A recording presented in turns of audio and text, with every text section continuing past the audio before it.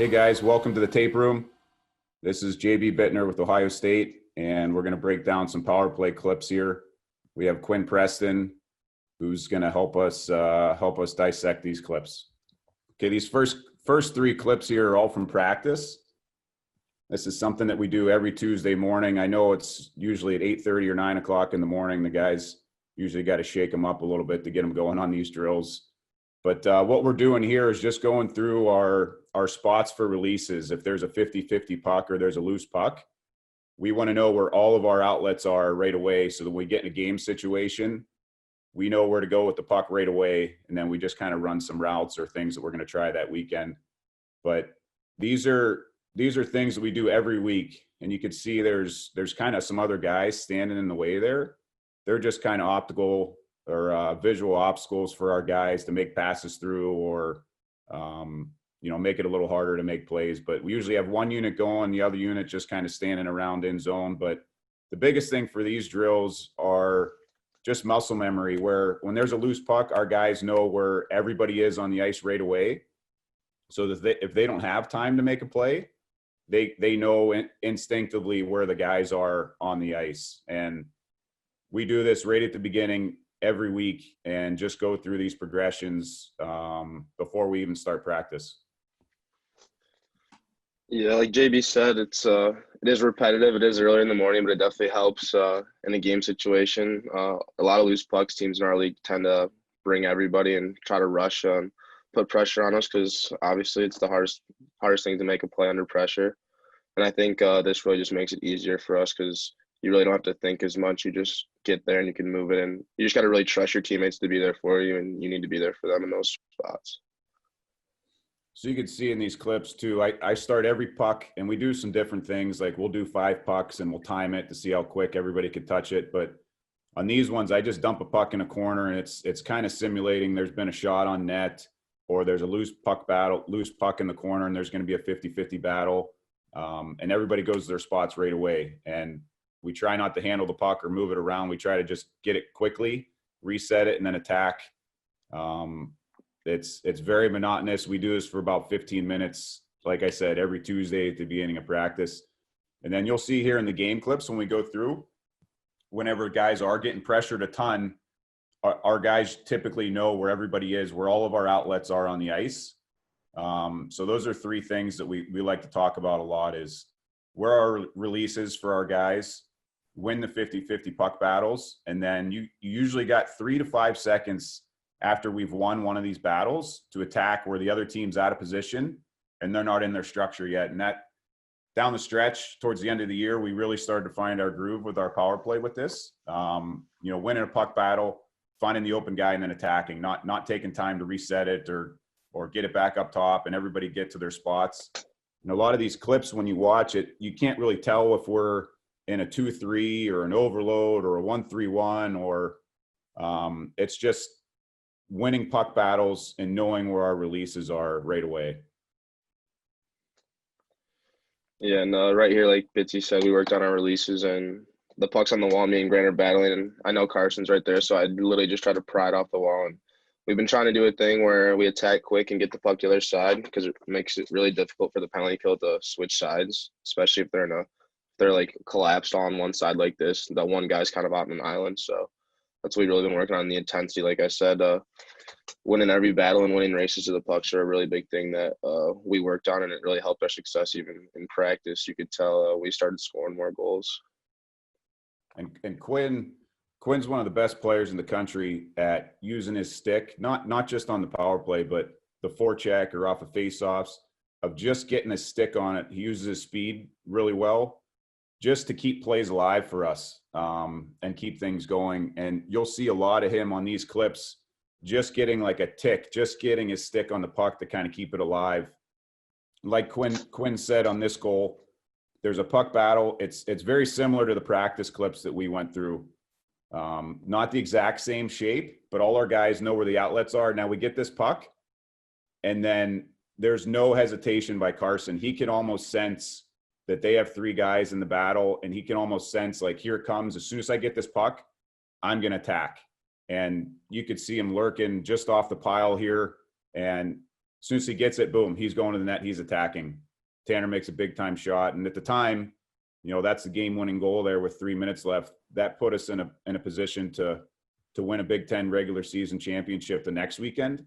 This was a tight weekend, and there was you could see Quinn and Karst, their celebration. Guys were fired up after that goal. The guys did a great job getting the puck off the pile. Like I said, Quinn's in the battle there with Grant, and he knows where his outlets are, and that puck just gets popped out to Carson, and we're attacking right away. And Quinn actually said when we were watching these clips earlier that he didn't get an assist on that play, so he wants to call the Big Ten and see if he can get an assist. There's another clip here where he gets an assist. I didn't say that. Credited for it. I didn't say that. But Quinn makes a good play there. Right to Karst, right to Tanner. We don't hesitate at all. We're attacking the net. And you'll see that a lot on these clips. The next clip is off of a face-off, and we actually don't ever get into our structure as a power play. It's right from the face-off. We're getting pressured the whole time, and it's just release options, release option, release option. Where are we going with the puck? And then Quinn finds Goose right in the middle of the ice. But at the start of that clip, you can see where Quinn starts. You could stop it right here. Quinn starts at the top of the screen here, and he ends up getting the puck below the goal line because he works away from the puck. But we never have control of this puck. It gets to Grant. He's pressured on his backhand. He needs a release option, so he gets it to Goose. Goose gets pressured. Grant gets pressured again, and then Quinn gets pressured by two guys. And because of the repetitions we do, he knows that he has an outlet there to get that puck to Goose, and Goose makes a big time play and a big goal for us. Yeah, this was obviously not how we drew it up, but it was a really good play. Goose got to a good spot, and I checked over my shoulder a little bit, but I expect him to be there the whole way coming down because we always work on that, trying to get that little quick one-timer in that soft ice, and I don't know, it's just a really good finish by him, honestly.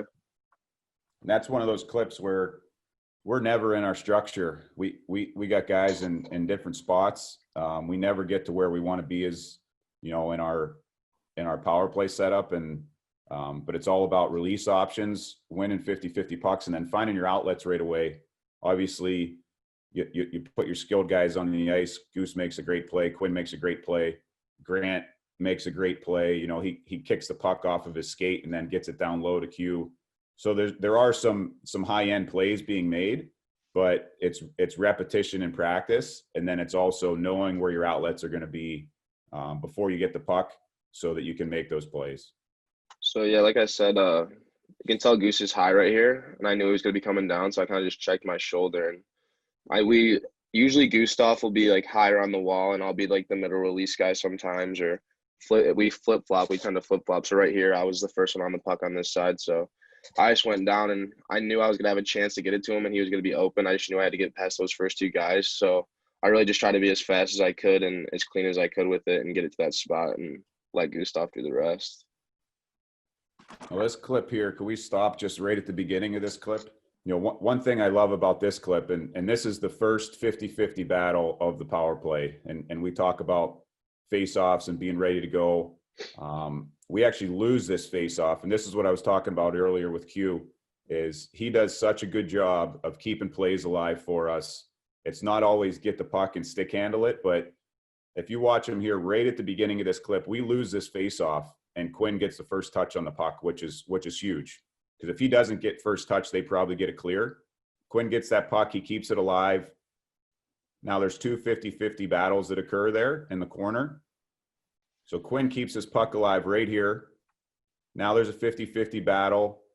There's another pass, and Goose gets his stick in there, so there's not a clean breakout. And now Q does another good job. He gets his stick on that puck. They're actually trying to find the middle guy for a clear. The puck ticks off a Q stick because it's in a good position. It's not up in the air, which creates a turnover. And then as soon as Tanner gets that puck, very similar to the goal that we saw, the first goal, Tanner and Carson were switched spots here. But Tanner gets his puck. There's no hesitation. It gets right to Carson, and he's attacking the net. Q goes from the corner, and he busts hard to get to the net front, so there's a little bit of chaos at net front. As soon as we get control of this puck, it's 2 seconds. It's over to Carson. Now we're attacking the net. And There's this a is shot, also there's just a rebound, net front traffic, and we score. this is also just like knowing your job. Like right here, I know my job is to go through like any lost draw. I need to be the first guy on it and try to. I don't have to always win the race, but I need to try to at least slow them down. I can't let them get a clean breakout. And right here, I get the first touch, and it obviously helps. Even though we don't possess it right away, we cause them to make a mistake, and it ends up in the back of their net. It's just one of those things like that power play goal there. We never get into our structure. We don't even get close to our structure. It's all about our release options and winning 50-50 pucks and making it hard and being relentless on the puck. We create a turnover and then we attack the net right away. And you can see we got 4 guys converging at the net. Tanner gets a rebound and scores. But that was a lot of our success late in the season was, knowing where our release options are, winning the 50-50 battles, and then not wasting any time when we win a battle is getting the puck and then we attack the net. But that whole goal started from a face-off loss. Like we lose the face-off, and a lot of times you lose the face-off on the power play, then it becomes frustrating because it's a clear. You got to go down, break the puck out. You got to get it in. You got to get it set up, then get the puck to the net. But we lose the face-off, and Quinn does such a good job getting first touch on that puck. It keeps the play alive for us. This goal here is this is from an entry. We're forced to make a little dump, and I think this is Gilds and Tanner are hard on this puck right away, and Quinn comes in, but we don't let them get a clear, and Grant makes a big time play down in the corner there on the goal line when he has the puck in the corner. Usually he's not down that low, but he makes a read that he could go down there and find a soft spot. He knows that the puck's probably going to pop there. I think, Q, do you pop that puck over to him, or is that Gilds? Yeah, I just slid it over there when I saw him come down. So Q pops that puck over. Gilds actually is a little too close to the pile there, but Grant makes a big time hockey play. He gets the puck all the way up top to Wyatt, and you could see the other team, they never get in their structure in the zone. They go from the puck being in the corner, thinking they're going to get a clear, to now puck goes to the wall. It goes up top quickly. There's Grant making a big time play to Wyatt, and now we don't waste any time. 2 passes, and it gets to the net. And that's just all with like the switching sides too, right out of the scrum. Like we were talking about earlier, like Grant makes a really good play right here, and Wyatt doesn't waste any time in moving it down to Tanner, and they obviously just leave me alone at the net, and kind of lucky right there. Definitely not a move I have in my repertoire all the time, but and went in the back of the net. You don't work on that one, Q? No, I mean it was more so just like reaction. I didn't really know what else to do. Just getting it to the net, and you could see they get 2 guys trapped up top here when this puck goes up to Wyatt, and they start scrambling because we don't waste any time. There's 2 guys that are actually on the bumper, and then they leave Q alone at the net front. Yeah, all 3 of them right there. You can see him puck watching almost on the dot, looking at Tanner. We're almost in a line, and honestly, could have went to probably a couple of us. And even if Q doesn't score this, Gilds is coming down for a rebound, and Grant's coming down on the backside, so we're still converging on the net. But I like the compete there where we get that loose puck and we don't waste any time. We try to attack before the other team can get set up in their structure, because most teams in our league, if you stick handle the puck and just hold it and wait to get set up, guys are well coached, and it's hard to beat somebody's structure on the penalty kill. Penalty kills have gotten so good with video, and the other team knows what we're doing. They obviously watch tape. So for us to try to attack before the other team can get into their structure is where you create a lot of chances, and a lot of, like you see on that clip, they get tied up real quick with 2 guys at the bumper, and if Tanner holds that puck or Wyatt holds that puck a little bit longer and try to set up, those guys will sort that out really quick, and they'll get into their structure, and now you're trying to score against structure, which is hard. But our guys did a really good job this past season to have that attack mentality when they get the puck and they don't want to set up. Let's get the puck and attack. So this one here, Quinn and I went through these, and I was actually laughing. Quinn didn't play this game, but our power plays we had different personnel all the time this past year, just with injuries and guys in different spots. And I give our guys a lot of credit for kind of sticking with it. We had a ton of different guys. I think Quinn played you played bumper, you played net front, you played flank, Yeah. you played on both units. But guys just stuck with it and did a good job of just, hey, we got to go to this weekend because so-and-so is out of the lineup, he's injured. And our guys put in a lot of work doing this stuff, and which created some success for us down the stretch. This clip here, Matt Miller is on the flank where he was usually playing up top, but with Quinn being out there, we had to move some things around this game. And Matt Miller fans on that shot, which this might be the only clip I have of Matt Miller fanning on a shot. He's probably going to text me after this airs. Usually that's in the back of the net or through the net, one of the harder shots. But Matt Miller starts this play.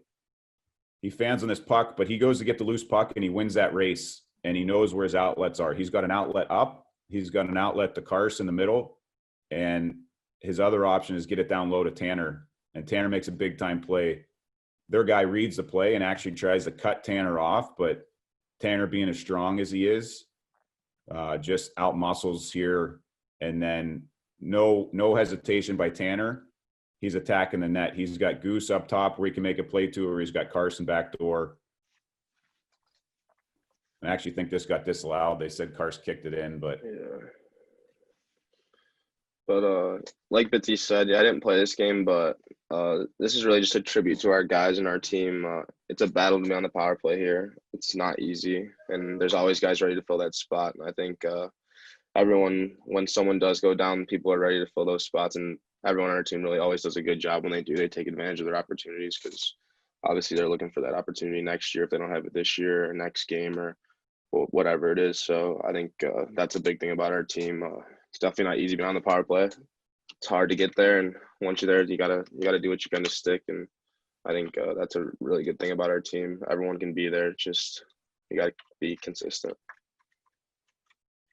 guys put in a lot of work. We put a lot of time in our special teams. It's so important at every level.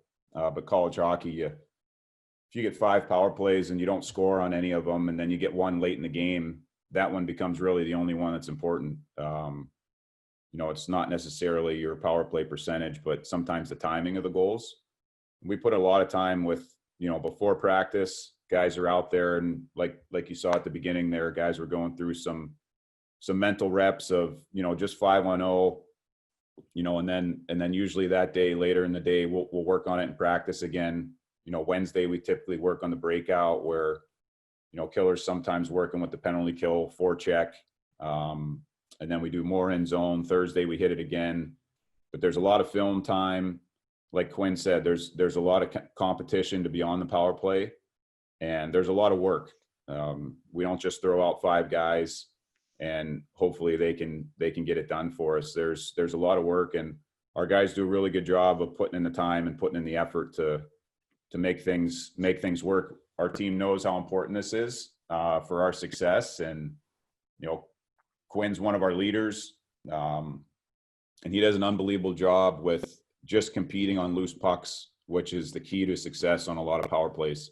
You can have whoever you want on the power play, but a lot of times you don't score on the first shot. You got to have that second puck, and you got to get another opportunity to score. And you see on a lot of these clips, Quinn's involved it, and he's getting his stick on the puck. He's winning a battle. He's winning a race.